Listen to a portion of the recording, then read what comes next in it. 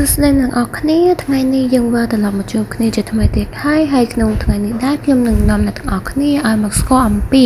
ជំនឿដែលចាស់ហាមដាក់របស់ប្រមាណនេះនៅលើអាសនៈដែលអាចនាំឲ្យកូនចៅមានចំនួនគ្មានសុភមង្គលក្រៅពីការថ្វាយធូបការនឹងដង្វាយដើម្បីបង្ហាញការគោរពការដាក់អាសនៈក៏ត្រូវគិតគូរឲ្យបានហ្មត់ចត់ផងដែរយោងតាមជំនឿប្រពៃណីខ្មែរអាសនៈជាជ្រុងខាងវិញ្ញាណដ៏ពិសិដ្ឋក្នុងគេហដ្ឋានដែលកូនចៅសម្ដែងការដឹងគុណចំពោះបុព្វការីជនដែលបានចែកឋានទៅកាន់បរលោកបើអ្នកដាក់របស់បន្តិចបន្តួចលើអាសនៈមិនត្រឹមត្រូវអាចរំខានដល់លំហប៉ះពាល់ដល់ភាពសុខដុមក្នុងគ្រួសារនិងទ្រព្យសម្បត្តិទី1ឧបករណ៍បំពងសំឡេងដូចជាទូរទស្សន៍អាសនៈត្រូវការភាពស្ងប់ស្ងាត់និងភាពបរិសុទ្ធដើម្បីបង្ហាញការគោរពការដាក់ឧបករណ៍បំពងសំឡេងទូរទស្សន៍ឬឧបករណ៍ពង្រីកដោយចៃដន្យនៅលើឬនៅជិតអាសនៈបណ្ដាលឲ្យមានសំឡេងរំខាននិងបាត់បង់ភាពឱឡារិកដោយសារតែវាគ្មិននឹងទូរទស្សន៍គឺជាឧបករណ៍ដែលបង្កើតសំឡេងរំខាននិងរំញ័រខ្លាំងដែលរំខានដល់លំហខាងវិញ្ញាណតាមហុងស៊ុយអាសនៈជាកន្លែងប្រមូលផ្ដុំថាមពលល្អ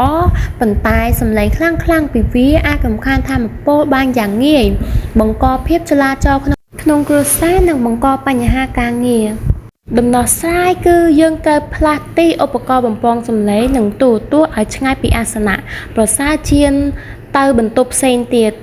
ប្រសិនបើផ្ទះរបស់អ្នកតូចចូលជ្រើសជ្រុងដាច់ដោយឡែកយ៉ាងហោចណាស់2ទៅ3ម៉ែត្រពីអាសនៈហើយបិទឧបករណ៍នៅពេលអុជធូបដើម្បីរក្សាកន្លែងស្ងាត់ទី2អាងចិញ្ចឹមត្រីតូចអាងចិញ្ចឹមត្រីដែលមានទឹកហូរនិងត្រីហែក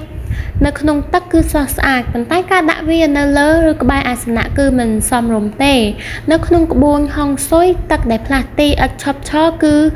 ថាមនវ័នខណៈពេលដែលអាសនៈត្រូវការស្ថិរភាពនិងស្ងប់ស្ងាត់អាងចិញ្ចឹមត្រីក៏បង្កើតសំណើមផងដែរដែលអាចបំផ្លាញឈើអាសនៈយ៉ាងងាយស្រួលឬធ្វើឲ្យកន្លែងមានផ្សិតនិងគ្មានអនាម័យការដាក់អាងចិញ្ចឹមត្រីនៅជិតអាសនៈក៏មានន័យថាទ្រព្យសម្បត្តិអាចហូរចេញយ៉ាងងាយស្រួលហើយអាជីវកម្មនឹងពិបាករបៀបដោះស្រាយនោះគឺត្រូវផ្លាស់ទីអាងចិញ្ចឹមត្រីទៅបន្ទប់ទទួលភ្ញៀវឬជ្រុងបើកចំហផ្សេងទៀតបើអ្នកចូលចិត្តដាំទឹក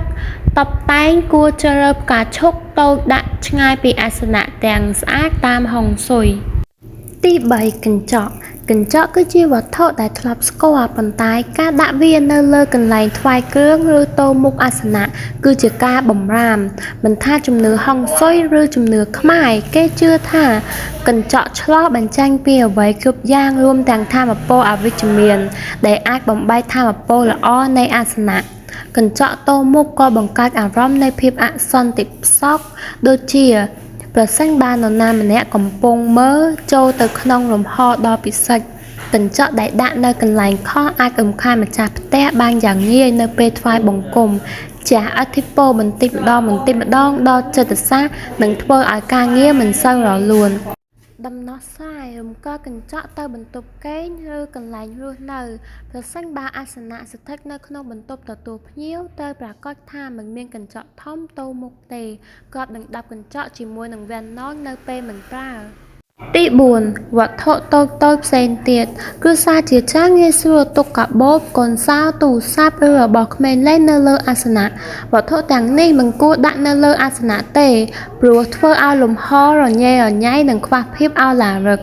ក្នុងជំនឿហុងស៊ុយសង្កត់ធ្ងន់ថាអាសនៈត្រូវតែស្អាតដើម្បីឲ្យថាមពលល្អចរាចរគំនរវត្ថុផ្សេងមិនត្រឹមតែធ្វើឲ្យបាត់បង់សោភ័ណភាពប៉ុណ្ណោះទេថែមទាំងបង្កការលំបាកដល់ក្រុមគ្រួសារក្នុងការប្រមូលផ្ដុំនៅពេលថ្វាយបង្គំងាយនាំឲ្យមានការរំខាននិងពិបាកក្នុងការប្រមូលទ្រព្យសម្បត្តិពិធីដោះស្រាយសម្អាតអាសនៈដែលបន្សល់ទុកតែធុក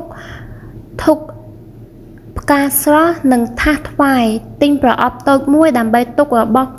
តូចនៅជ្រុងមួយទៀតរក្សាអាសនៈឲ្យស្អាតនិងមានខ្យល់ចេញចូលគ្រប់គ្រាន់